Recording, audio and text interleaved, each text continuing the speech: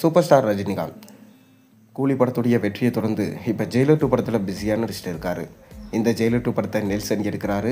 மேலும் இந்த படம் அடுத்த ஆண்டு சம்மருக்கு வெளியாக அதிக வாய்ப்பு இருக்கிறதா சொல்லப்படுது. அதைத் தொடர்ந்து சூப்பர் ஸ்டார் ரஜினிகாந்த் மற்றும் கமல்ஹாசன் இணைய போகிற படம் தான் எடுப்பாங்க என ஒரு பக்கம் பேச்சுகள் போய்கொண்டிருக்கு. அதற்கான ஸ்கிரிப்ட் வேலைகளிலுமே பார்த்திங்கன்னா லோகேஷ் இறங்கிட்டாராம்.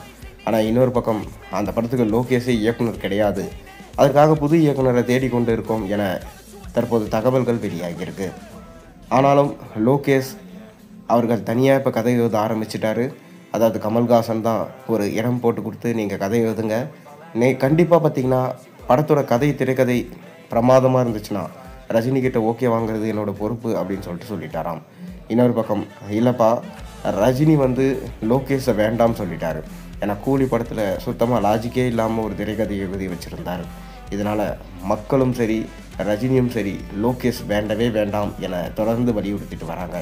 அப்படி இருக்கும் சமயத்தில் தான் வினோத் ஏற்கனவே ரஜினி சந்தித்து ஒரு கதையை சொல்லியிருந்தார். அதை பற்றி இப்போ தற்போது ரஜினி மீண்டும் பேச தொடங்கிட்டார். அதாவது வினோத் தற்போது ஜனநாயகன் படத்தை எடுத்திருக்காரு. இவர் விஜயை வச்சு இந்த படத்தை எடுத்திருக்காரு. அடுத்த வருஷம் பொங்கலுக்கு இந்த படம் ரிலீஸ் ஆகுது. அதை தொடர்ந்து மீண்டும் ரஜினிகாந்த் மற்றும் கமல்ஹாசன் இருவரையும் வச்சு படம் பண்ண போகிறதா ஒரு தகவல்கள் கிடைச்சிருக்கு. இன்னொரு பக்கம் பார்த்தீங்கன்னா கமல்ஹாசனை வச்சு ஒரு படத்தை பண்ண போகிறதா வினோத் ஏற்கனவே அறிவித்தார். ஆனால் கடைசியில் அந்த படம் நடக்கலை. இப்படி இருக்கும் சூழலில் தான் கமல் ரஜினி இருவரையும் சேர்த்து வச்சு எடுக்க போகிற படத்தை அனௌன்ஸ் பண்ண போகிறாரு வினோத். இந்த படம் ஏற்கனவே சொன்ன கதை தான். அந்த கதையை இன்னும் கொஞ்சம் மெருகேற்றி எடுக்க போகிறதா சொல்லப்படுது.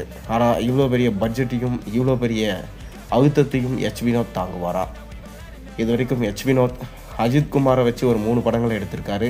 சதுரங்க வேட்டை, வீரன் அதிகாரம் 1 போன்ற தரமான படங்களை தமிழ் சினிமாவுக்கு கொடுத்தவர். இப்போ ஜனநாயகன் படத்தில் கண்டிப்பாக விஜய் அவர்கள் 1000 கோடிக்கு மேலே கலெக்ஷன் ஈட்டுவார் என நம்பப்படுது. இதுவும் அரசியல் கலந்த ஒரு ஆக்ஷன் ஃபிலிமாக ரெடி ஆகியிருக்கு. அதை தொடர்ந்து தான் ஃபுல் ஆக்ஷன் பேக்கடாக ஒரு படத்தை கேங்ஸ்டர் கதைக்களத்தில் பின்னாடி வச்சு எடுக்க போகிறாரு. இதனால் ரசிகர்களுடைய பார்வை இப்போ வினோத் மேலே திரும்பியிருக்கு. பொறுத்திருந்து பார்ப்போம் வினோத் ரஜினி மற்றும் கமலை வச்சு எந்த மாதிரி ஒரு கதையை எடுக்க போகிறாருன்னு.